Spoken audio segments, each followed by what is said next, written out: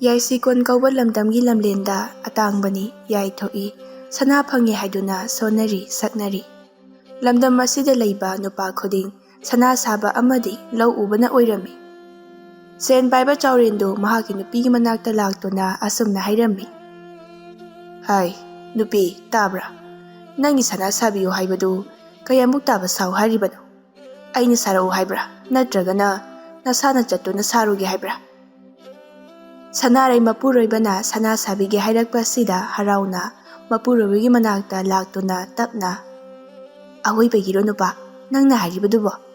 ꯀꯌꯥꯗꯤ ꯀꯨꯏꯔꯦ ꯅꯪꯅ ꯁꯥꯕꯤꯅꯤ ꯁꯥꯕꯤꯅꯤ ꯍꯥꯏꯔꯒ ꯁꯥꯕꯤꯗ꯭ꯔꯤꯕꯗꯣ?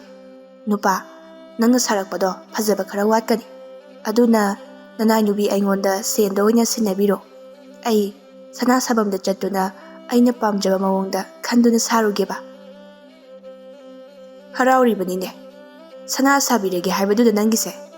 ꯅꯨꯄꯤ ꯅꯪꯅ ꯁꯅꯥꯗ ꯆꯣꯞꯄꯁꯤ ꯑꯣꯟꯊꯣꯛꯅꯁꯨ ꯆꯣꯞꯄꯤꯗꯀꯣ꯫ ꯁꯦꯁꯦ ꯑꯗꯨꯗꯤ ꯅꯪꯅ ꯊꯣꯛꯄ ꯇꯧꯔꯒ ꯁꯥꯔꯨꯔꯣ꯫ ꯋꯥꯍꯩ ꯑꯁꯤꯒ ꯂꯣꯏꯅꯅ ꯁꯦꯟ ꯈꯔ ꯃꯍꯥꯛꯀꯤ ꯅꯨꯄꯤꯗ ꯄꯤꯔꯝꯃꯤ꯫ ꯃꯄꯨꯔꯣꯏꯕꯅ ꯄꯤꯔꯛꯂꯤꯕ ꯁꯦꯟ ꯑꯗꯨꯕꯨ ꯍꯔꯥꯎꯅ ꯂꯧꯖꯩ ꯑꯗꯨꯒ ꯇꯞꯅ ꯈꯨꯝꯃꯤ꯫ ꯁꯤ ꯑꯣꯏꯔꯒꯗꯤ ꯍꯔꯥꯎꯔꯦꯗ ꯑꯩꯁꯨ, ꯅꯨꯡꯁꯤꯈ꯭ꯔꯕ ꯑꯩꯒꯤ ꯅꯨꯄꯥꯁꯦ ꯑꯣꯟꯊꯣꯛꯅꯁꯨ꯫ ꯁꯤꯗꯕꯨ ꯑꯩꯅ ꯅꯨꯡꯁꯤꯗꯕ ꯌꯥꯔꯤꯕ꯭ꯔꯗꯣ?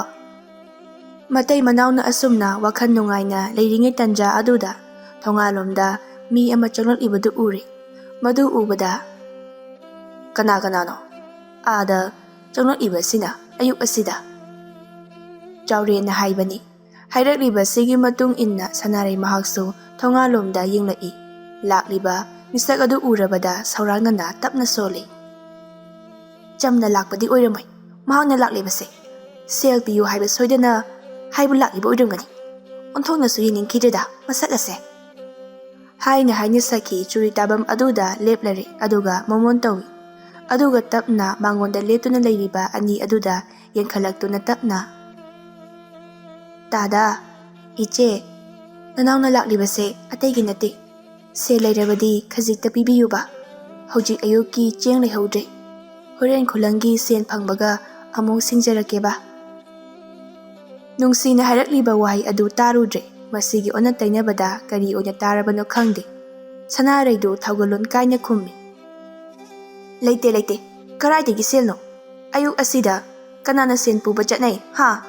ꯊꯕꯛ ꯑꯃꯗ ꯆꯠꯀꯦ ꯇꯧꯕꯁꯦ ꯍꯦꯛꯇ ꯃꯥꯡꯒꯣꯟ ꯑꯣꯏꯔꯣꯏ ꯍꯥꯏꯕ꯫ ꯌꯨꯝꯗ ꯂꯥꯛꯄ ꯃꯤ ꯑꯃꯕꯨ ꯃꯥꯡꯒꯣꯟꯗ ꯀꯥꯈꯠꯂꯛꯎ ꯍꯥꯏꯕ, ꯐꯝꯃꯨ ꯍꯥꯏꯕ ꯋꯥꯍꯩ ꯑꯁꯤ ꯐꯥꯎꯕ ꯍꯥꯏꯗ ꯊꯛꯁꯤ ꯈꯥꯁꯤ ꯀꯥꯏꯅ ꯈꯨꯝꯃꯤ꯫ ꯂꯩꯇꯕꯅ ꯉꯥꯎꯔꯕꯤ ꯁꯈꯤꯗꯤ ꯁꯅꯥꯔꯩꯒꯤ ꯃꯤꯆꯩ ꯑꯗꯨꯗ ꯌꯥꯝꯅ ꯅꯨꯡꯉꯥꯏꯇ꯭ꯔꯦ, ꯑꯗꯨꯕꯨ ꯏꯀꯥꯏꯕ ꯌꯥꯗꯦ ꯂꯩꯇꯕꯒꯤꯅꯤ ꯈꯟꯗꯨꯅ ꯍꯟꯖꯤꯟꯅ ꯁꯦꯟꯇꯕꯨ ꯐꯪꯂꯕꯗꯤ ꯍꯥꯏꯗꯨꯅ ꯑꯃꯨꯛꯁꯨ ꯇꯞꯅ ꯍꯥꯏꯖꯔꯛꯏ ꯌꯥꯝꯅ ꯅꯣꯂꯨꯛꯅ꯫ ꯍꯣꯏ ꯏꯆꯦꯅ ꯍꯥꯏꯔꯤꯕꯗꯣ ꯆꯨꯝꯃꯤ, ꯅꯅꯥꯎꯁꯨ ꯈꯪꯖꯩ, ꯑꯗꯨꯕꯨ ꯏꯆꯦ ꯑꯩꯕꯨ ꯑꯃꯨꯛꯇ ꯅꯨꯡꯁꯤꯕꯤꯌꯨ꯫ ꯇꯁꯦꯡꯅ ꯁꯦꯜ ꯑꯃꯠꯇ ꯂꯩꯇ꯭ꯔꯦ, ꯑꯗꯨꯅꯅꯤ ꯍꯣꯔꯦꯟ ꯅꯨꯃꯤꯗꯥꯡ ꯋꯥꯏꯔꯝ ꯑꯩ ꯁꯣꯏꯗꯅ ꯁꯤꯡꯖꯔꯛꯀꯦꯕ꯫ ꯁꯅꯥꯔꯩ ꯈꯣꯜꯗꯨ ꯋꯥꯡꯅ ꯈꯨꯝꯃꯤ꯫ ꯍꯣ ꯅꯃꯥꯏꯗꯨꯕꯨ ꯀꯔꯥꯏꯗ ꯄꯥꯟꯒꯤ ꯏꯕꯦꯝꯃ? ꯑꯣꯟꯊꯣꯛꯅ ꯏꯀꯥꯏꯕ ꯈꯪꯗ꯭ꯔꯤꯕꯗꯨꯕꯣ? ꯂꯩꯇꯦ ꯍꯥꯏꯕꯁꯦ ꯇꯥꯍꯧꯗꯕ꯭ꯔꯣ? ꯆꯠꯂꯣ ꯑꯇꯣꯞꯄꯗ ꯍꯪꯉꯨꯆꯣ, ꯂꯩꯇꯦ ꯇꯁꯦꯡꯅ꯫ ꯁꯈꯤ ꯄꯤꯔꯣꯏꯅꯅ, ꯏꯆꯦ ꯀꯔꯤꯅꯣ ꯍꯟꯖꯤꯟ ꯍꯥꯏꯔꯤꯕꯗꯨꯕꯣ? ꯂꯩꯇꯦ ꯍꯥꯏꯕꯗꯤ ꯂꯩꯇꯦꯗꯅ꯫ ꯃꯥꯡꯒꯣꯟꯗ ꯂꯥꯎꯅꯔꯤꯕ ꯑꯗꯨꯕꯨ ꯇꯥꯔꯕꯗ ꯏꯃꯨꯡꯗ ꯃꯍꯥꯛꯀꯤ ꯀꯥꯗ ꯂꯩꯔꯝꯕꯤ ꯅꯨꯔꯩꯗꯨ ꯄ꯭ꯔꯞ ꯊꯣꯔꯛꯇꯨꯅ ꯑꯁꯨꯝꯅ ꯍꯥꯏꯔꯝꯃꯤ꯫ ꯀꯔꯤ ꯈꯣꯟꯗꯥꯅꯣ ꯏꯃꯥꯅ ꯍꯥꯏꯔꯤꯕꯗꯨꯕꯣ? ꯃꯤ ꯑꯃꯗ ꯑꯗꯨꯝꯅ ꯉꯥꯡꯕ ꯀꯅꯥꯅ ꯍꯧꯅꯒꯦ? ꯌꯨꯝꯗ ꯂꯥꯛꯄ ꯃꯤ ꯑꯃꯕꯨ ꯀꯧꯈꯠꯀꯅꯤ ꯐꯥꯎꯕ ꯈꯪꯗꯦ꯫ ꯃꯃꯥꯗ ꯑꯁꯤ ꯍꯥꯏꯗꯨꯅ ꯁꯈꯤꯕꯨ ꯅꯨꯡꯁꯤꯕ ꯂꯩꯇꯣꯟꯗ ꯇꯞꯅ ꯀꯧꯔꯛꯂꯝꯃꯤ꯫ ꯏꯅꯦ ꯃꯥꯡꯒꯣꯜ ꯑꯁꯤꯗ ꯑꯃꯨꯛꯇ ꯀꯥꯈꯠꯄꯤꯔꯣ, ꯑꯗꯨꯒ ꯅꯤꯡꯊꯤꯅ ꯋꯥꯔꯤꯗꯣ ꯁꯥꯟꯅꯔꯁꯤ꯫ ꯏꯅꯦꯅ ꯍꯥꯏꯅꯤꯡꯕꯗꯣ ꯍꯥꯏꯕꯤꯌꯣ꯫ ꯃꯆꯥꯒꯤ ꯃꯇꯧꯗ ꯃꯆꯥꯗ ꯃꯤꯠꯌꯦꯡ ꯑꯗꯨꯅ ꯈꯥꯅ ꯌꯦꯡꯉꯤ꯫ ꯀꯔꯤꯅꯣ ꯃꯥꯅ ꯇꯧꯔꯤꯕꯁꯤ? ꯀꯔꯤ ꯊꯣꯛꯏꯅ ꯇꯧꯔꯤꯕꯅꯣ ꯍꯥꯏꯕꯒꯨꯝ, ꯑꯗꯨꯕꯨ ꯋꯥ ꯑꯃꯠꯇ ꯍꯥꯏꯔꯝꯗꯅ ꯏꯃꯨꯡꯗ ꯆꯪꯈꯤꯔꯝꯃꯤ꯫ ꯃꯍꯥꯛꯀꯤ ꯂꯣꯏꯅꯕꯤꯅ ꯆꯪꯈ꯭ꯔꯕꯗ ꯃꯄꯨꯔꯣꯏꯕ ꯃꯍꯥꯛꯁꯨ ꯃꯇꯨꯡ ꯑꯁꯨꯃꯛ ꯏꯟꯅꯈꯤꯔꯝꯃꯤ꯫ ꯁꯈꯤ ꯍꯥꯏꯔꯛꯂꯤꯕꯁꯤꯒꯤ ꯃꯇꯨꯡ ꯏꯟꯅ ꯃꯥꯡꯒꯣꯟ ꯑꯗꯨꯗ ꯀꯥꯈꯠꯇꯨꯅ ꯐꯤꯗꯥ ꯊꯥꯗꯨꯅ ꯂꯩꯔꯤꯕꯗꯨꯗ ꯐꯝꯊꯩ꯫ ꯅꯨꯔꯩꯁꯨ ꯃꯍꯥꯛꯅ ꯅꯪꯅ ꯐꯝꯊꯗꯨꯅ ꯇꯞꯅ ꯋꯥ ꯃꯈꯥ ꯇꯥꯔꯛꯏ꯫ ꯏꯅꯦꯅ ꯍꯥꯏꯔꯤꯕꯗꯨꯕꯨ ꯀꯔꯤꯅꯣ? ꯑꯃꯨꯛꯇ ꯍꯥꯏꯕꯤꯔꯣ, ꯅꯆꯥꯗꯤ ꯇꯥꯖꯍꯧꯗ꯭ꯔꯦ꯫ ꯑꯇꯩ ꯅꯠꯇꯦꯗ, ꯏꯆꯥꯅꯨꯄꯥꯁꯨ ꯃꯁꯥ ꯉꯝꯗꯅ ꯂꯩꯕ, ꯏꯅꯦꯒꯤ ꯈꯨꯠꯇꯁꯨ ꯁꯦꯜ ꯑꯃꯠꯇ ꯂꯩꯇ꯭ꯔꯕ, ꯑꯌꯨꯛꯀꯤ ꯆꯔꯥ ꯆꯥꯅꯕ ꯆꯦꯡ ꯑꯃꯠꯇ ꯂꯩꯇ꯭ꯔꯦ ꯃꯗꯨꯒꯤ ꯁꯦꯟ ꯈꯔꯇ ꯄꯤꯌꯨ ꯍꯥꯏꯗꯨꯅ ꯂꯥꯛꯂꯤꯕꯅꯤ ꯈꯨꯜ ꯑꯁꯤꯗ ꯇꯥꯗ ꯆꯥꯎꯔꯦ ꯅꯠꯇ꯭ꯔꯕꯗꯤ ꯂꯩꯇꯦꯗꯅ ꯑꯗꯨꯒꯤ ꯁꯦꯟ ꯍꯪꯕ ꯂꯥꯛꯂꯤꯕꯅꯤ ꯁꯈꯤꯒꯤ ꯋꯥꯍꯩ ꯁꯛꯐꯝ ꯑꯗꯨꯗ ꯅꯨꯔꯩ ꯃꯍꯥꯛꯇꯤ ꯇꯁꯦꯡꯅ ꯅꯨꯡꯉꯥꯏꯇ꯭ꯔꯦ ꯑꯗꯨꯅ ꯇꯞꯅ ꯈꯨꯝꯃꯤ ꯑꯗꯨꯗꯤ ꯏꯅꯦ ꯅꯆꯥꯗ ꯁꯦꯟ ꯈꯔ ꯂꯩ ꯑꯁꯤ ꯄꯨꯕꯤꯔꯣ ꯆꯦꯡꯁꯨ ꯈꯔ ꯄꯨꯕꯤꯈꯣ ꯑꯩꯈꯣꯏ ꯏꯃꯥꯒ ꯏꯄꯥꯒꯗꯤ ꯉꯥꯎꯔꯕꯅꯤ ꯃꯣꯏꯅ ꯉꯥꯡꯕꯗ ꯋꯥꯔꯧꯕ ꯊꯝꯕꯤꯅꯨꯀꯣ ꯑꯩꯅꯁꯨ ꯃꯣꯏꯗ ꯆꯩꯕꯅꯤ ꯑꯗꯨꯕꯨ ꯇꯥꯕꯤꯗꯦ ꯍꯥꯏꯅ ꯅꯨꯔꯩ ꯃꯍꯥꯛꯅ ꯁꯦꯟ ꯈꯔ ꯄꯨꯊꯣꯛꯇꯨꯅ ꯁꯈꯤꯗ ꯄꯤꯔꯝꯃꯤ ꯁꯈꯤꯁꯨ ꯁꯦꯟ ꯈꯔꯗꯨ ꯄꯨꯗꯨꯅ ꯍꯣꯕꯦ ꯍꯣꯕꯦ ꯃꯌꯨꯝꯂꯣꯝꯗ ꯍꯟꯈꯤꯔꯝꯃꯤ ꯌꯨꯝꯗꯒꯤ ꯃꯤꯅ ꯆꯠꯈ꯭ꯔꯕꯗ ꯃꯃꯥꯗꯨ ꯃꯆꯥꯒꯤ ꯃꯅꯥꯛꯇ ꯂꯥꯛꯇꯨꯅ ꯑꯁꯨꯝꯅ ꯆꯩꯔꯝꯃꯤ ꯀꯩ ꯀꯥꯟꯅꯕ ꯐꯪꯗꯧꯔꯤꯒꯦ ꯅꯪꯅ ꯃꯤꯉꯣꯟꯗ ꯁꯦꯟ ꯄꯤꯔꯤꯕꯗꯨꯕꯣ ꯃꯥꯒꯨꯝꯕꯤ ꯂꯥꯏꯔ ꯆꯨꯗꯠꯅꯕꯤꯅ ꯄꯨꯈꯤꯕ ꯁꯦꯜꯕꯨ ꯍꯟꯅ ꯄꯤꯔꯛꯀꯅꯤ ꯍꯥꯏꯕ꯭ꯔꯣ ꯍꯥ ꯅꯪꯅ ꯀꯔꯤꯒꯤꯅꯣ ꯑꯁꯨꯛ ꯌꯥꯝ ꯍꯩꯄꯥ ꯁꯥꯔꯤꯕꯁꯦ ꯍꯥ ꯅꯨꯔꯩ ꯃꯃꯥꯒꯤ ꯋꯥ ꯑꯁꯤꯗ ꯇꯤꯡꯁꯣꯛꯄ ꯍꯥꯏꯕꯗꯨ ꯑꯣꯏꯈꯤꯗꯨꯅ ꯁꯥꯎꯅ ꯃꯃꯥꯒꯤ ꯆꯤꯟꯊꯛꯇ ꯈꯨꯝꯂꯛꯏ ꯂꯥꯏꯔꯔꯦ ꯍꯥꯏꯗꯨꯅ ꯃꯤꯁꯨ ꯌꯨꯝꯗ ꯂꯦꯡꯗꯅ ꯂꯩꯇꯦꯗꯅ ꯊꯕꯛ ꯁꯨꯕ ꯁꯦꯟ ꯇꯥꯟꯕ ꯆꯠꯂꯤꯗꯅ ꯏꯃꯥꯒꯤ ꯋꯥꯈꯜꯂꯣꯟꯗꯨꯕꯨ ꯀꯔꯤꯅꯣ ꯃꯤꯁꯨ ꯃꯆꯥꯅꯨꯄꯥꯗꯣ ꯃꯁꯥ ꯉꯝꯍꯧꯗ꯭ꯔꯤ ꯍꯥꯏꯔꯤꯗꯅ ꯃꯤꯅꯨꯡꯁꯤ ꯈꯔ ꯆꯥꯎꯕ ꯇꯝꯃꯨ ꯅꯆꯥꯅꯨꯄꯥ ꯌꯥꯎꯕ ꯅꯠꯇꯦ ꯏꯃꯥ ꯅꯣꯏꯒꯤ ꯍꯌꯦꯡꯋꯥꯏ ꯁꯤꯕ ꯀꯥꯟꯗ ꯀꯅꯥꯅ ꯅꯣꯏꯕꯨ ꯊꯥꯡꯕꯤꯗꯧꯔꯤꯒꯦ ꯁꯥꯔꯤꯕ ꯁꯅꯥ ꯃꯌꯥꯝ ꯑꯗꯨꯅ ꯊꯥꯡꯕꯤꯗꯧꯔꯤꯕꯣ ꯌꯦꯡꯉꯨꯅꯦ ꯃꯆꯤꯟꯁꯦ ꯍꯦꯛꯇ ꯈꯨꯝꯃꯤ ꯍꯥꯏꯕ ꯑꯣꯟꯊꯣꯛꯄꯅꯤꯗꯀꯣ ꯏꯕꯦꯝꯃ ꯅꯪꯁꯦ ꯏꯆꯥꯅꯤ ꯍꯥꯏꯕꯗ ꯑꯣꯟꯊꯣꯛꯅꯁꯨ ꯆꯨꯅꯈꯤꯗ꯭ꯔꯦ ꯌꯦꯡꯉꯣꯏ ꯆꯥꯛꯀ ꯊꯣꯡꯗ꯭ꯔꯤꯕꯅꯤ ꯅꯪ ꯄꯥꯕꯒ ꯑꯩꯒ ꯀꯩꯊꯦꯜꯗ ꯆꯠꯂꯨꯒꯦ ꯆꯥꯛ ꯏꯁꯤꯡ ꯊꯣꯡꯉꯝꯃꯨ ꯌꯨꯝꯗꯅꯦ ꯂꯦꯡꯗꯅ ꯂꯩꯔꯝꯃꯨ ꯃꯄꯥꯟ ꯂꯨꯄꯥꯟ ꯊꯣꯛꯇꯨꯅ ꯀꯣꯏꯆꯠ ꯆꯠꯂꯝꯒꯅꯨꯀꯣ ꯑꯩꯈꯣꯏ ꯍꯜꯂꯛꯇ꯭ꯔꯤ ꯐꯥꯎꯕ ꯆꯠꯀꯦ ꯍꯥꯏꯔꯕꯁꯨ ꯑꯩꯈꯣꯏ ꯍꯜꯂꯛꯑꯒ ꯆꯠꯂꯨ ꯏꯃꯥ ꯑꯣꯟꯊꯣꯛꯅ ꯀꯜꯂꯛꯆꯩꯗ ꯏꯃꯥꯒꯤ ꯄꯨꯟꯁꯤꯁꯦ ꯀꯌꯥꯗ ꯅꯨꯡꯉꯥꯏꯔꯤꯕ ꯆꯠꯂꯣ ꯌꯨꯝ ꯑꯁꯤꯗꯅꯦ ꯍꯟꯒꯦꯁꯨ ꯍꯜꯂꯛꯑꯅꯨ ꯏꯇꯣꯝꯇ ꯏꯪꯅ ꯆꯤꯛꯅ ꯂꯩꯖꯔꯒꯦ ꯁꯅꯥꯔꯩ ꯃꯆꯥꯒꯤ ꯄꯥꯎꯈꯨꯝꯗ ꯃꯆꯥꯗ ꯑꯃꯨꯛꯇꯪ ꯁꯥꯎꯅ ꯌꯦꯡꯂꯝꯃꯤ ꯑꯗꯨꯒ ꯃꯄꯨꯔꯣꯏꯕꯒ ꯍꯧꯅꯗꯨꯅ ꯀꯩꯊꯦꯜꯂꯣꯝꯗ ꯆꯠꯈ꯭ꯔꯦ ꯁꯣꯝꯗꯅ ꯂꯥꯏꯔꯕ ꯃꯃꯥ ꯃꯆꯥ ꯑꯅꯤꯗꯨ ꯃꯜꯂꯕ ꯌꯨꯝꯖꯥꯎ ꯑꯗꯨꯒꯤ ꯃꯅꯨꯡꯗ ꯊꯋꯥꯏ ꯅꯨꯡꯉꯥꯏꯇꯅ ꯌꯦꯡꯗꯨꯅ ꯂꯩꯅꯔꯤ ꯃꯆꯥꯅꯨꯄꯥ ꯑꯃꯠꯇ ꯌꯥꯎꯖꯕ ꯃꯍꯥꯛꯅ ꯐꯃꯨꯡꯗ ꯍꯤꯗꯣꯟꯅ ꯍꯤꯠꯆꯟꯅ ꯑꯣꯟꯅ ꯊꯣꯏꯅ ꯃꯩꯆꯥꯛ ꯐꯪꯗꯨꯅ ꯂꯩꯔꯕꯗ ꯃꯃꯥ ꯃꯍꯥꯛꯀꯤ ꯊꯃꯣꯏꯗꯨ ꯄꯨꯕ ꯉꯝꯗ꯭ꯔꯤ ꯁꯈꯤ ꯃꯆꯥꯅꯨꯄꯥ ꯂꯣꯌꯨꯝꯕ ꯃꯉꯣꯟꯗ ꯅꯨꯡꯁꯤꯅ ꯌꯦꯡꯗꯨꯅ ꯇꯞꯅ ꯀꯞꯅꯤꯡꯕꯗꯨꯕꯨ ꯂꯣꯠꯁꯤꯟꯗꯨꯅ ꯑꯁꯨꯝꯅ ꯍꯩꯖꯩ ꯏꯕꯨꯡꯉꯣ ꯏꯆꯥ ꯅꯥꯕ ꯐꯔꯣꯕ ꯏꯆꯥꯅ ꯑꯁꯨꯝꯅ ꯂꯩꯕꯁꯦ ꯅꯃꯥ ꯑꯩꯁꯦ ꯌꯥꯝ ꯅꯨꯡꯉꯥꯏꯇꯤꯌꯦ ꯑꯩ ꯇꯧꯐꯝ ꯈꯪꯗ꯭ꯔꯦꯅꯦ ꯅꯪ ꯐꯔꯣꯀꯣ ꯏꯆꯥꯅ ꯍꯔꯥꯎꯅ ꯂꯩꯕꯗꯣ ꯏꯃꯥ ꯌꯥꯝ ꯌꯦꯡꯅꯤꯡꯉꯤ ꯏꯆꯥ ꯅꯠꯇꯅ ꯅꯃꯥ ꯑꯩꯒꯤꯗꯤ ꯀꯅꯥꯁꯨ ꯂꯩꯇꯦꯗꯣ ꯀꯞꯅꯤꯡꯕ ꯄꯨꯝꯕ ꯑꯗꯨꯕꯨ ꯐꯥꯖꯤꯟꯗꯨꯅ ꯋꯥꯅ ꯍꯩꯖꯕꯅꯤ ꯑꯗꯨꯕꯨ ꯄꯨꯕ ꯉꯝꯗ꯭ꯔꯦ ꯂꯦꯞꯄ ꯂꯩꯇ ꯏꯆꯦꯟꯒꯨꯝ ꯃꯃꯥ ꯑꯣꯏꯔꯤꯕꯤ ꯃꯍꯥꯛꯀꯤ ꯃꯤꯠꯂꯨ ꯑꯅꯤꯗꯒꯤ ꯇꯞꯅ ꯆꯦꯟꯊꯔꯛꯂꯦ ꯂꯝꯍꯦꯟꯗꯤ ꯄꯤꯔꯥꯡꯗꯣ ꯃꯃꯥꯒꯤ ꯃꯃꯤꯠꯇꯒꯤ ꯄꯤꯔꯥꯡ ꯎꯔꯕꯗ ꯃꯥꯂꯦꯝꯗ ꯂꯩꯕ ꯃꯆꯥ ꯑꯃꯠꯇ ꯅꯨꯡꯉꯥꯏꯕ ꯅꯠꯇꯦ ꯑꯗꯨꯅ ꯃꯆꯥ ꯑꯣꯏꯔꯤꯕ ꯂꯣꯌꯨꯝꯕ ꯃꯍꯥꯛꯁꯨ ꯌꯥꯝꯅ ꯅꯨꯡꯉꯥꯏꯇ꯭ꯔꯤ ꯊꯃꯣꯏꯗꯨ ꯌꯥꯝꯅ ꯀꯥꯏꯔꯤ ꯀꯔꯤꯒꯤ ꯑꯁꯨꯝꯅ ꯇꯧꯍꯟꯕꯤꯔꯤꯕꯅꯣ ꯍꯥꯏꯅ ꯈꯟꯕꯗ ꯑꯗꯨꯕꯨ ꯃꯍꯥꯛ ꯀꯞꯇꯦ ꯊꯧꯅꯥ ꯄꯨꯝꯕ ꯈꯣꯝꯖꯤꯟꯗꯨꯅ ꯀꯞꯂꯤꯕꯤ ꯃꯃꯥꯕꯨ ꯃꯣꯃꯣ ꯃꯤꯅꯣꯛ ꯅꯣꯛꯇꯨꯅ ꯊꯦꯝꯖꯤꯟꯕꯤ ꯑꯗꯨꯕꯨ ꯈꯣꯟꯖꯦꯜ ꯑꯗꯨꯗꯤ ꯌꯥꯝꯅ ꯋꯥꯕ ꯍꯥꯏꯕꯗꯨ ꯑꯣꯏꯔꯝꯃꯤ ꯀꯩꯒꯤ ꯀꯞꯄꯤꯅꯣ ꯏꯃꯥ ꯅꯆꯥ ꯁꯣꯏꯗꯅ ꯐꯔꯗꯕꯅꯤ ꯑꯩꯅ ꯅꯥꯕ ꯐꯕꯒ ꯏꯃꯥꯒꯤ ꯃꯇꯦꯡ ꯇꯧꯔꯅꯤ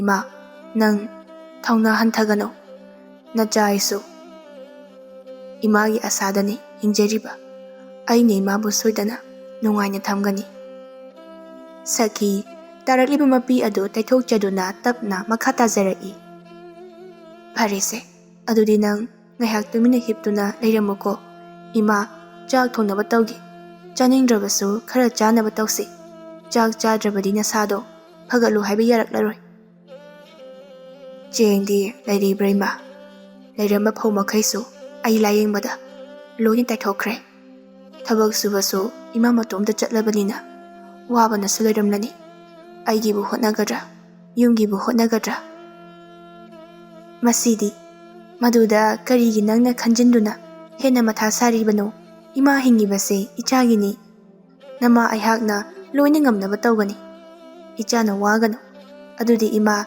ꯆꯥꯛ ꯊꯣꯡꯂꯨꯔꯒꯦꯀꯣ ꯃꯃꯥ ꯑꯣꯏꯔꯤꯕꯗꯨ ꯋꯥ ꯑꯁꯤ ꯍꯥꯏꯔꯝꯗꯨꯅ ꯆꯥꯛꯁꯪꯂꯣꯝꯗ ꯆꯪꯈꯤꯔꯝꯃꯤ Loyumba matomta leihoraba matam asida wakhal adu hene khanjinduna tapna asumna haijai.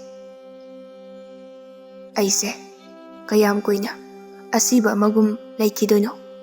Aina hingibasina imada awaba biba oiragadi aidi sikibana hena pai. Ai amagi asada nungaini leijagadabi imase haujikti ai amana awafamda maisa langhanbiri. Kayada phatriba machano aise. He Isor karino nangna ima ichagi marakta tawbiribasibo kuina sangna leminna haloidaba oirabadi karigi ima ichabu unahanbiriba phate nangsu onthokna yamna aise hanagi punsida amuktangdi hanbiroba. Loyumba Isorbu mabokningda chetna khurumjaduna leijarami. Changmai thagatpaga machagi mamangda karisu tawdaba sarabasu haujik matomta leiba matam asidadi saki eliba phi aduna machindubu mensinduna hihi kapjai. Wakhanda kaptuna asumna haijai. Karino aigi laibak asida tawriba mayam asibo moi baba nangbu aigi tawase yengba ngamlibro yam ware ichagi khanbada thaibang pase thadokpasu ngamdi ai tokpham khangdre ase haiduna saki kaptuna leijai. Asomna matomta leiriba matamda mami samluraba nahanwai yum asida maworakpa kuidringai mapuroibani hingningi thokiba thodok adubo mamita tasengna haujimak thokpagum urai. Mapuroiba ibohal magi manakta phamduna leiri mapandana manem oribi aduna isau kana tawri. Yum asida aina pamdaba nupina mau oina leirabada aina karamna harauna yum asida leidoino ai ichase singba malaga mamuk pangba midi leiramdrei loire ai imungse pumloi loire. Saki manemgi ka henba wai sing adubo tarabada mapuroiba ibohalda yengduna lei. Ibohal yenglakliba magi nupigi miyeng adugi athradubu khangladuna tapna mathwai nungai kiroi haiduna asumna themai. Imana nganglibase nang taganuko. Imana ngahak sauningbagi pangang nganglibani machinda mana haiba inde haidana chairibani adubu waro puklodi leiba nate matam khara leiraga fajakisanida thoina khanganuko nupi. Mapuroibana magi magun ningthina khangduna themlakpani haiba mahakna khangi aduna awaba pumba losinduna sakpham adu hongduna tapna asumna momonaba maithongda khummi. Kaisu khandida imana chaibabu ai kem khande adubu nupa kaigino imana pamjaba mamau nangna pidriba pamdaba ibu karigino nangna yumasida pubiribase ha.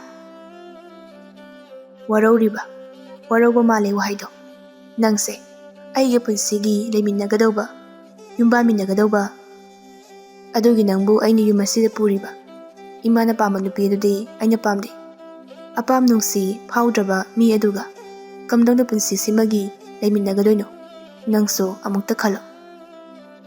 Awai akhum tawduna ngahak leiringi tanja aduda mane mahakna sakibo ayapa khonjenda hekta kaurai. Ho nupa manaktuda kari tawribage nupa manakta suru neraga karibu haribano ha nupa phabi yum masida mabema oige haiba khak yaroi tholong mapanda he nanado tadabro khuma une. Mamagi ahenba wangangda taba haiba ngamdraduna handakti ibohal magi nupina khumdringai mahakna oina khummi. Ima kaino imana haribadubo nasasu tagi yongon tabani taba yadre kare henmale. Is nupigi michanga changba saye ho apopinama aingondagi ngarang hantagi nupiduna hena lumlaba natro nangi se ha.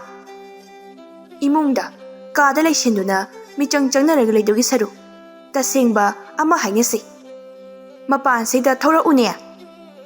Ibohal mamagi sarai anam kana matauda phamduna leirambadagi sauna phuklauna haugatli mapuroibana phingna haugatpada chatkino tawgano haibagum mapuroibabo khamjai piroinaba miyeng yengduna lei.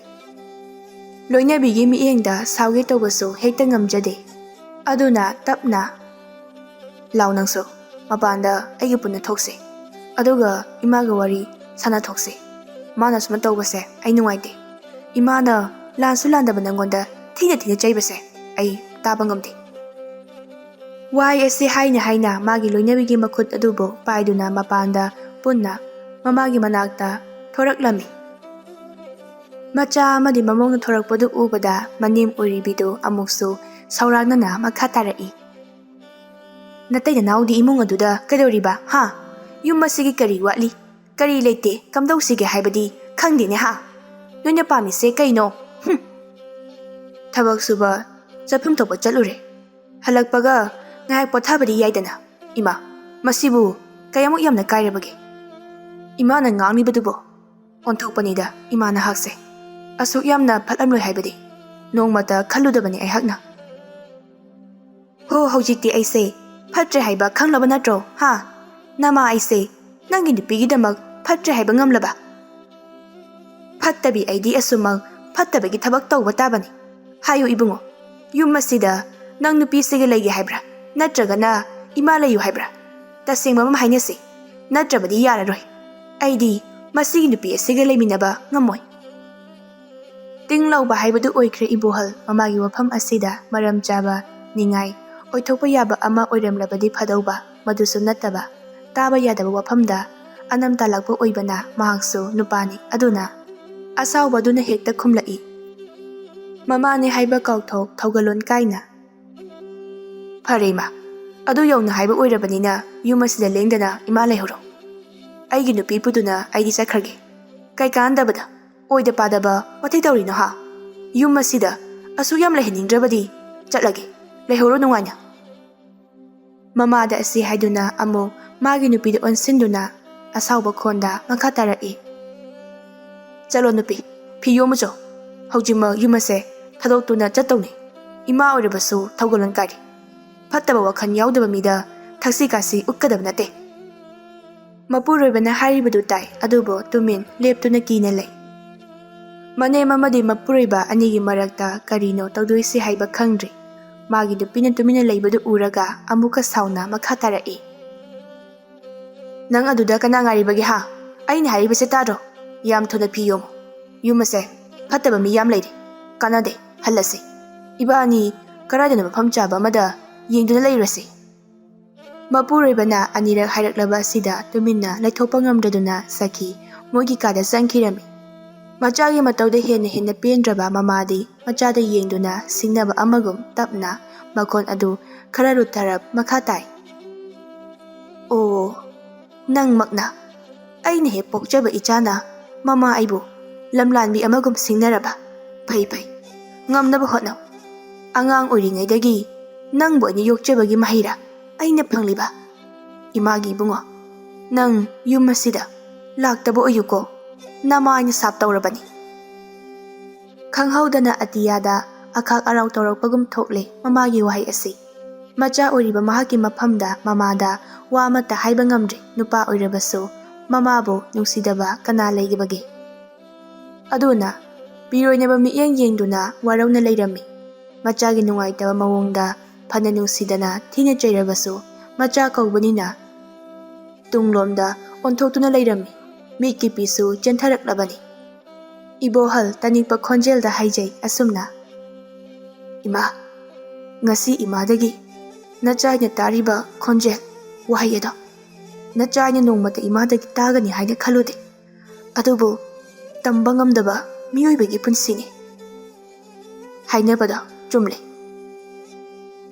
adubu ima nacha aikhoise nangonda lankhidabra hainadi khale pare ima na aikhoibu leheningdrabanina nacha chacharage ima anai yaudaba oibiyo nungaini layuko thawna puma khomjinduna mamada wahi khara se hairamduna matai manaw anidu phiyom adu puduna mayum thaloktuna lakle haidokiba wahai haibasi hanjilu yade wahai haiba wahai asi yamna loi haukiba matam halakloi thajaba amuk mangkhrabadi samjinba wai haibaduni upai leite haige haidokluraga mamado thamoi laiman oiduna macha amadi mamawna thongalomda thokibado yengduna leijahoi matai manaw anido asum tapna panthungpham khangda kangawnaraba khongthang adu thangningda asum lakle Mitmangda karisu tawdaba saduna asumna loroi lakhibana chingya taba ama yauраklami.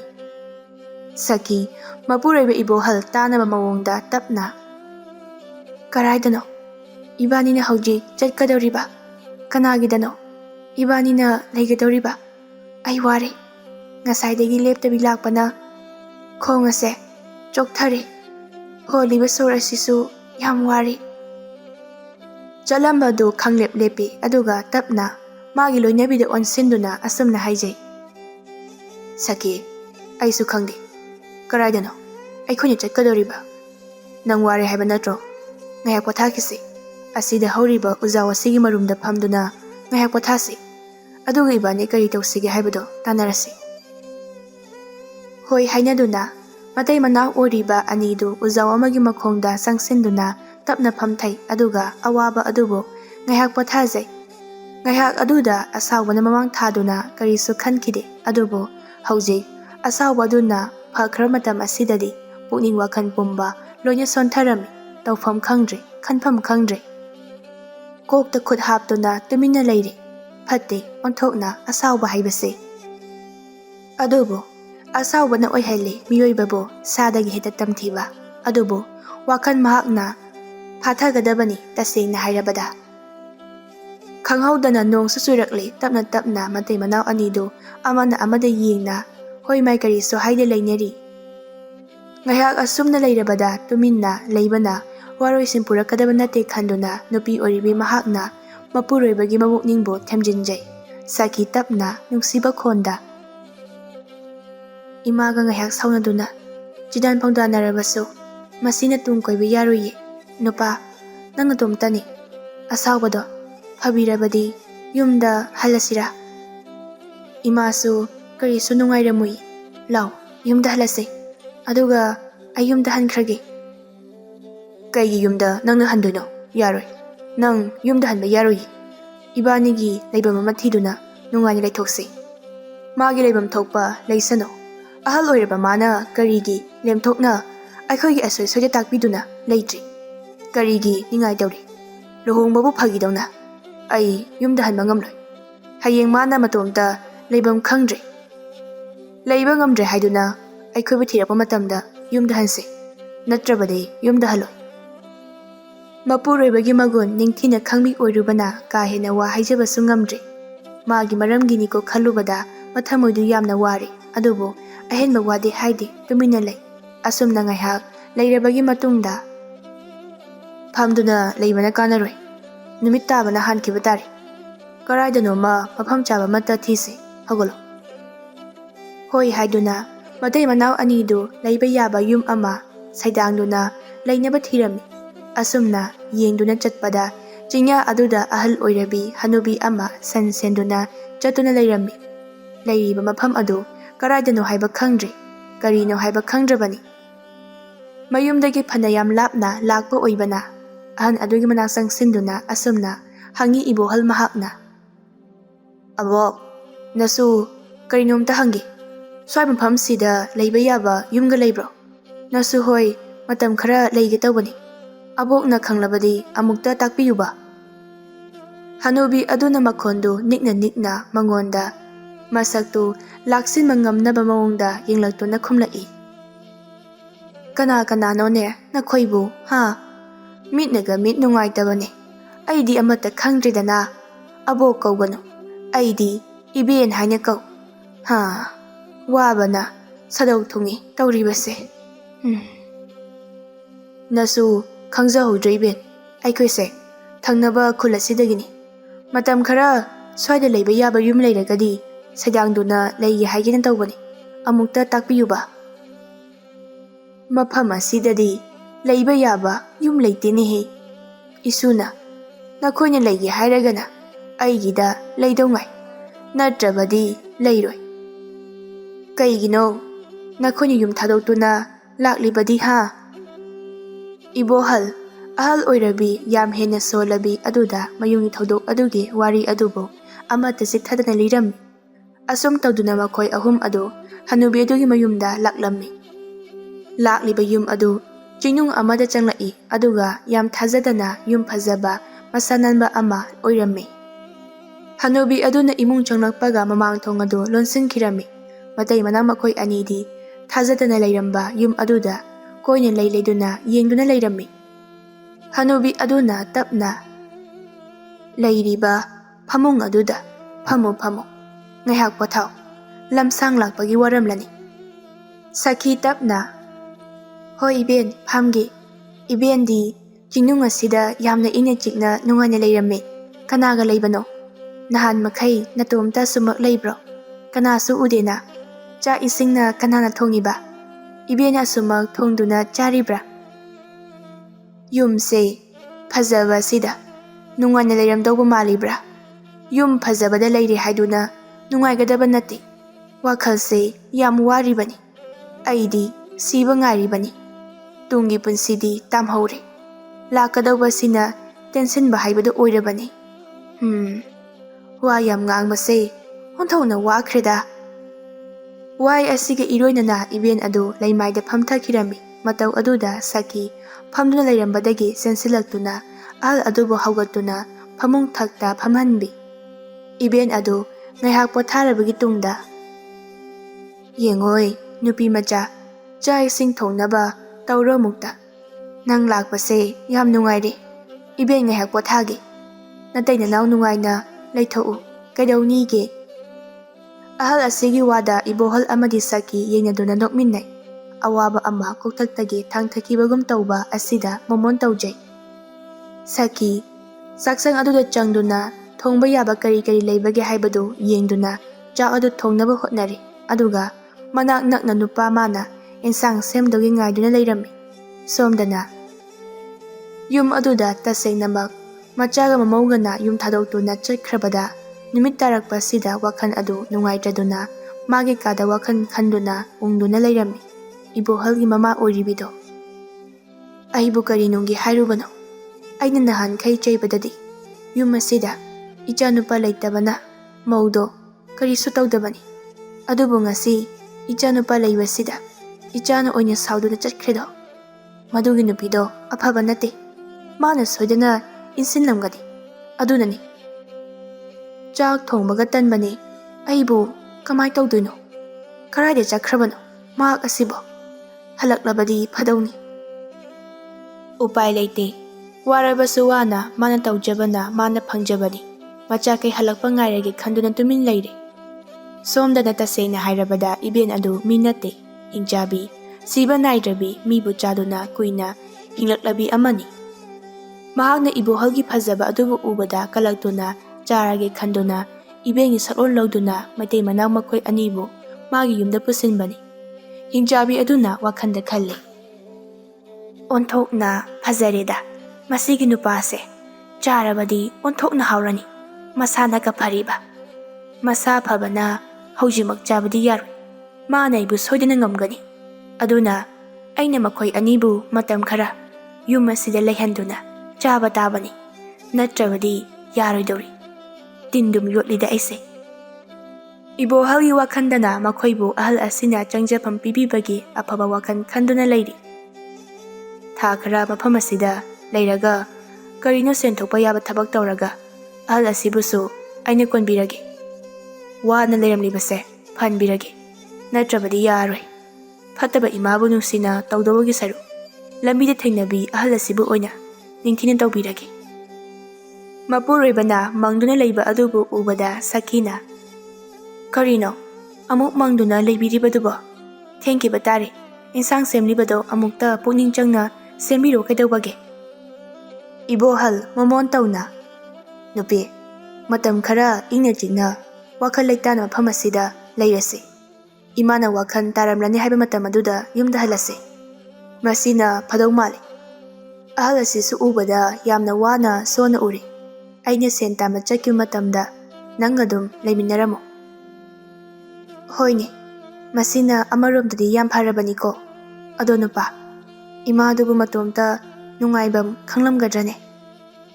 Nangnadi imane haiduna nungshiba pokliba magidama khaliba adubu imanadi nangmu nushide nangidama karisu khandene masidani aina imabu waroriba aibu pokpa imabu karigi aina ꯅꯨꯡꯁꯤꯔꯣꯏꯗꯣꯏꯅꯣ?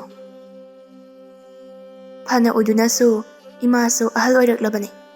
ꯃꯥꯒ ꯃꯥꯟꯅꯕ ꯍꯧꯅꯗꯦꯀꯣ. ꯅꯣꯡ ꯅꯤꯅꯤ ꯂꯩꯔꯒ ꯍꯜꯂꯁꯤ. ꯑꯁꯨꯝꯅ ꯆꯤꯡꯅꯨꯡ ꯑꯗꯨꯗ ꯅꯣꯡ ꯅꯤꯅꯤ ꯂꯩꯁꯤ ꯍꯥꯏꯔꯝꯕꯗꯒꯤ ꯊꯥꯕꯨꯝ ꯈꯔꯁꯨ ꯂꯩꯊꯣꯛꯂꯦ. ꯊꯥꯕꯨꯝ ꯈꯔ ꯑꯁꯤꯗ ꯁꯈꯤꯁꯨ ꯊꯥꯖꯗꯅ ꯃꯃꯥ ꯍꯥꯏꯕꯗꯨ ꯑꯣꯏꯗꯧꯔꯦ. ꯃꯁꯥ ꯋꯥꯏ ꯁꯪꯗ꯭ꯔꯦ. ꯑꯣꯏꯔꯛꯂꯤꯕ ꯃꯥꯒꯤ ꯂꯣꯏꯅꯕꯤꯒꯤ ꯃꯇꯧꯗ ꯏꯕꯣꯍꯜꯗꯨ ꯌꯥꯝ ꯍꯔꯥꯎꯖꯩ. ꯃꯄꯥ ꯃꯤꯡꯊꯣꯟ ꯐꯪꯂꯅꯤ ꯈꯟꯕꯗ ꯑꯃꯗꯤ ꯍꯤꯡꯆꯥꯕꯤ ꯏꯕꯦꯟꯒꯤ ꯁꯛꯂꯣꯟ ꯂꯧꯔꯤꯕꯤ ꯃꯍꯥꯛꯁꯨ ꯃꯥꯒꯤ ꯑꯅꯤꯡꯕꯁꯤ ꯁꯣꯏꯗꯅ ꯊꯨꯡꯂꯅꯤ. ꯌꯥꯝꯅ ꯐꯕ ꯇꯟꯖꯥ ꯑꯃ ꯐꯪꯂꯦ ꯈꯟꯗꯨꯅ ꯍꯔꯥꯎꯔꯝꯃꯤ. ꯅꯨꯃꯤꯗꯥꯡꯒꯤ ꯃꯇꯝꯅꯤ.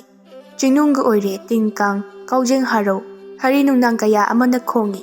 ꯑꯣꯟꯊꯣꯛꯄ ꯃꯇꯧ ꯑꯃꯅꯤ ꯑꯣꯏꯔꯤꯕ. ꯃꯥꯏꯀꯩ ꯃꯔꯤ ꯄꯨꯝꯕꯁꯨ ꯃꯤꯠ ꯄꯥꯡꯕ ꯉꯝꯗꯕ ꯃꯈꯩ ꯑꯈꯥꯛ ꯑꯔꯥꯎꯒ ꯂꯣꯏꯅꯅ ꯅꯣꯡ ꯍꯩꯊꯔꯤ. ꯏꯃꯨꯡꯗ ꯂꯩꯔꯤꯕ ꯃꯈꯣꯏ ꯃꯁꯦꯟ ꯋꯥꯔꯤ ꯁꯥꯟꯅꯕ ꯑꯗꯨ ꯐꯥꯎꯕ ꯀꯟꯅ ꯀꯟꯅ ꯉꯥꯡꯗ꯭ꯔꯕꯗꯤ ꯇꯥꯗꯕ ꯍꯥꯏꯕꯗꯨ ꯑꯣꯏꯔꯦ. ꯅꯥꯀꯟ ꯑꯃꯔꯣꯝꯗ ꯉꯥꯏꯔꯕꯁꯨ ꯊꯥꯕꯨꯝ ꯈꯔ ꯑꯁꯤ ꯃꯆꯥ ꯃꯃꯧꯅ ꯍꯜꯂꯛꯄ ꯀꯧꯕ ꯂꯩꯇ꯭ꯔꯕꯗ ꯃꯆꯥ ꯃꯃꯧ ꯊꯤꯔꯒꯦ ꯍꯥꯏꯅ ꯈꯟ. ꯉꯥꯛꯄꯤꯐꯝ ꯊꯣꯛꯇ꯭ꯔꯕ ꯃꯁꯥꯒꯤ ꯃꯔꯥꯟꯕꯨ ꯉꯥꯛꯄꯤꯌꯨ ꯍꯥꯏꯔꯒꯦ ꯍꯥꯏꯅ ꯅꯤꯡꯖ. ꯅꯣꯡꯒ ꯇꯥꯕꯗ ꯇꯧꯐꯝ ꯈꯪꯗ ꯂꯩꯔꯤ ꯏꯕꯣꯍꯜꯒꯤ ꯃꯃꯥ ꯑꯣꯏꯔꯤꯕꯤꯗꯣ. ꯍꯌꯦꯡ ꯅꯣꯡꯉꯥꯟꯕꯒ ꯁꯣꯏꯗꯅ ꯑꯩꯒꯤ ꯏꯆꯥꯒꯤ ꯈꯣꯡꯒꯨꯟ ꯂꯤꯒꯅꯤ. ꯏꯆꯥ ꯂꯩꯇ꯭ꯔꯕ ꯑꯩꯅ ꯍꯤꯡꯂꯨꯕꯒꯤ ꯃꯍꯩ ꯌꯥꯟꯗ꯭ꯔꯦ. ꯑꯗꯨꯅ ꯑꯩ ꯏꯆꯥꯕꯨ ꯊꯤꯒꯅꯤ. ꯆꯞ ꯌꯨꯡꯅ ꯂꯦꯞꯈ꯭ꯔꯦ.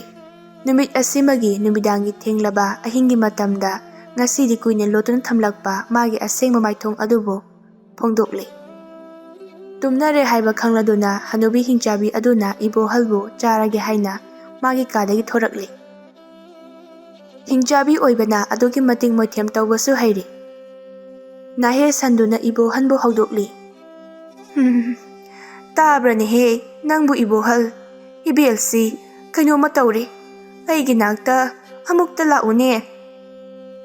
ꯃꯅꯥ ꯁꯤꯡꯕ ꯄꯨꯛꯆꯦꯜ ꯐꯕ ꯏꯕꯣꯍꯜ ꯀꯧꯔꯤꯕꯗꯨ ꯇꯥꯔꯕꯗ ꯃꯥꯒꯤ ꯅꯥꯀꯟꯗ ꯅꯤꯡꯉꯥꯏꯗꯅ ꯇꯨꯝꯂꯤꯕꯤ ꯃꯥꯒꯤ ꯅꯨꯄꯤꯕꯨ ꯇꯥꯈꯤꯕ ꯇꯥꯔꯦ. ꯇꯨꯝꯂꯤꯕ ꯑꯗꯨ ꯀꯥꯏꯍꯟꯅꯤꯡꯗ꯭ꯔꯗꯨꯅ ꯇꯨꯃꯤꯟꯅ ꯑꯍꯜ ꯑꯗꯨꯒꯤ ꯃꯅꯥꯛꯇ ꯂꯥꯛꯂꯝꯃꯤ. ꯌꯥꯝꯅ ꯋꯥꯅ ꯂꯩꯔꯝꯕ ꯏꯕꯦꯟꯒꯤ ꯃꯥꯏꯊꯣꯡꯗ ꯅꯨꯡꯉꯥꯏꯇꯗꯨꯅ ꯑꯁꯨꯝꯅ ꯍꯥꯏꯔꯝꯃꯤ. ꯉꯝꯗ꯭ꯔꯕꯗꯤ ꯅꯪꯒꯤ ꯀꯥꯗꯒꯤ ꯀꯧꯔꯛꯄ ꯌꯥꯗ꯭ꯔꯣ ꯅꯪꯕꯨ ꯍꯥ? ꯏꯕꯦꯟ ꯂꯥꯎ, ꯄꯣꯊꯥꯅꯕ ꯇꯧꯕꯤꯔꯣ. ꯅꯁꯨ ꯁꯪꯕꯤꯒꯦ. ꯅꯁꯨ ꯁꯦꯕꯥ ꯇꯧꯕꯤꯒꯦ. ꯑꯁꯤ ꯍꯥꯏꯗꯨꯅ ꯃꯈꯣꯏ ꯑꯅꯤꯗꯨ ꯄꯨꯟꯅ ꯆꯪꯃꯤꯟꯅꯔꯛꯂꯦ. ꯋꯥꯔꯕꯅꯤ ꯁꯥꯗꯨꯅ ꯇꯧꯁꯤꯟꯅꯕꯤ ꯍꯅꯨꯕꯤ ꯃꯍꯥꯛꯇꯤ ꯐꯃꯨꯡ ꯊꯛꯇ ꯍꯤꯞꯆꯤꯟꯗꯨꯅ ꯅꯥꯍꯦ ꯁꯟꯗꯨꯅ ꯂꯩ. ꯅꯥꯀꯟꯗꯅ ꯏꯕꯣꯍꯜꯗꯨ ꯇꯨꯃꯤꯟꯅ ꯐꯝꯂꯤ. ꯑꯍꯤꯡꯒꯤ ꯃꯇꯝꯒ ꯑꯣꯏꯔꯦ. ꯇꯨꯝꯅꯤꯡꯕꯅ ꯌꯥꯗ꯭ꯔꯦ. ꯑꯗꯨꯅ ꯎꯏꯔꯦ. ꯇꯟꯖꯥ ꯑꯁꯤꯕꯨ ꯂꯧꯗꯨꯅ ꯍꯤꯡꯆꯥꯕꯤ ꯃꯥꯅ ꯏꯕꯣꯍꯜꯒꯤ ꯃꯈꯨꯠꯇꯨꯕꯨ ꯇꯞꯅ ꯇꯞꯅ ꯄꯥꯏꯗꯨꯅ ꯍꯤꯡꯆꯥꯕꯤ ꯑꯣꯟꯊꯣꯔꯛꯂꯦ. ꯃꯁꯥꯗ ꯄꯥꯏꯔꯛꯄ ꯑꯗꯨꯅ ꯃꯔꯝ ꯑꯣꯏꯗꯨꯅ ꯃꯤꯠꯇꯨ ꯁꯤꯡꯏ. ꯃꯤꯠꯇꯨ ꯈꯪꯁꯤꯡ ꯁꯤꯡꯂꯛꯄꯗ ꯏꯕꯣꯍꯜ ꯈꯪꯄ꯭ꯔꯦꯛ ꯈꯪꯏ. ꯌꯦꯡꯕꯗ ꯍꯦꯛ ꯎꯕꯗ ꯍꯩꯅꯗꯕꯤ ꯑꯃꯅ ꯐꯝꯗꯨꯅ ꯂꯩꯔꯝꯕꯗ ꯃꯁꯥꯗꯨ ꯍꯪꯒꯣꯏꯕ ꯐꯥꯎꯏ. ꯏꯕꯣꯍꯜ ꯀꯟꯅ, ꯅꯪ ꯀꯅꯥꯅꯣ? ꯍꯥ? ꯅꯪ ꯀꯅꯥꯅꯣ? ꯏꯕꯦꯟ, ꯇꯥꯕ꯭ꯔꯣ? ꯁꯤꯗ ꯇꯨꯝꯍꯧꯕ ꯑꯁꯣꯟꯕꯤ ꯏꯕꯦꯟꯗꯤ? ꯌꯥꯝꯅ ꯍꯩꯅꯗꯕ ꯈꯨꯅꯣꯛ ꯑꯃ ꯅꯣꯛꯇꯨꯅ ꯍꯤꯡꯆꯥꯕꯤ ꯑꯗꯨꯅ ꯈꯨꯝꯃꯤ. ꯑꯩꯅꯦ, ꯅꯪꯒꯤ ꯏꯕꯦꯟ ꯍꯥꯏꯕꯗꯣ. ꯁꯦ ꯏꯕꯣꯍꯜ, ꯑꯩꯉꯣꯟꯗ ꯌꯦꯡꯉꯛꯎ. ꯋꯥꯍꯩ ꯑꯁꯤꯒ ꯏꯔꯣꯏꯅꯅ ꯍꯤꯡꯆꯥꯕꯤ ꯑꯗꯨꯅ ꯃꯥꯒꯤ ꯍꯩꯖꯕ ꯃꯌꯥ ꯁꯤꯖꯤꯟꯅꯗꯨꯅ ꯏꯕꯣꯍꯜꯕꯨ ꯂꯦꯡꯕ ꯌꯥꯍꯟꯗꯅ ꯊꯝꯃꯤ. ꯈꯣꯡꯐꯝ ꯆꯦꯠꯅ ꯃꯆꯤ ꯂꯦꯡꯗꯅ ꯂꯦꯞꯈ꯭ꯔꯕꯗ ꯎꯄꯥꯏ ꯂꯩꯇꯦ. ꯅꯨꯄꯥ ꯑꯣꯏꯔꯕꯁꯨ ꯏꯕꯣꯍꯜ. ꯑꯁꯨꯝꯅ ꯍꯤꯡꯆꯥꯕꯤꯗꯨꯒꯤ ꯁꯥꯡꯈ꯭ꯔꯕ ꯈꯨꯖꯤꯟ ꯑꯗꯨꯅ ꯊꯤꯟꯗꯨꯅ ꯈꯥꯉꯨ ꯊꯛꯇ ꯏꯕꯣꯍꯜꯒꯤ ꯄꯨꯟꯁꯤ ꯂꯣꯏꯈꯤꯔꯝꯃꯤ. ꯏꯕꯣꯍꯜꯕꯨ ꯊꯋꯥꯏ ꯇꯥꯅ ꯆꯥꯔꯕꯗ ꯄꯦꯟꯖꯔꯗꯨꯅ ꯁꯈꯤꯒꯤ ꯃꯅꯥꯛꯇ ꯂꯥꯛꯇꯨꯅ ꯑꯍꯜ ꯑꯣꯟꯊꯣꯛꯇꯨꯅ ꯇꯨꯝꯂꯤꯕꯤ ꯃꯍꯥꯛꯄꯨ ꯍꯧꯗꯣꯛꯇꯨꯅ ꯑꯁꯨꯝꯅ ꯍꯥꯏꯔꯝꯃꯤ. ꯌꯦꯡꯉꯣꯏ ꯁꯈꯤ, ꯅꯪꯒꯤ ꯅꯄꯨꯔꯣꯏꯕꯗꯣ ꯉꯔꯥꯡ ꯑꯍꯤꯡ ꯆꯠꯇꯕ ꯌꯥꯗꯕ ꯊꯕꯛ ꯑꯃ ꯆꯠꯈ꯭ꯔꯦ. ꯅꯪ ꯃꯇꯝ ꯈꯔ ꯑꯩꯒꯤꯁꯤꯗ ꯑꯉꯥꯡ ꯎꯅꯗ꯭ꯔꯤ ꯐꯥꯎꯕ ꯂꯩꯔꯣ. ꯅꯅꯦꯝꯅ ꯊꯤꯕ ꯂꯥꯛꯂꯕꯁꯨ ꯂꯣꯠꯂꯨꯀꯣ. ꯑꯗꯨꯒ ꯁꯈꯤ, ꯍꯌꯦꯡ ꯀꯔꯤꯒꯨꯝꯕ ꯇꯨꯡꯗ ꯅꯪꯒꯤ ꯅꯆꯥꯅ ꯑꯅꯥ ꯑꯌꯦꯛ ꯌꯥꯎꯔꯛꯂꯕ ꯃꯇꯝꯗ ꯁꯤꯒꯤ ꯏꯕꯦꯟꯒꯤ ꯃꯐꯝꯗ ꯂꯥꯛꯇꯨꯅ ꯑꯩꯒꯤ ꯀꯥꯗ ꯀꯥꯆꯤꯟꯗ ꯐꯤꯅ ꯌꯣꯝꯗꯨꯅ ꯍꯤꯗꯥꯛ ꯑꯃ ꯂꯩꯔꯝꯒꯅꯤ.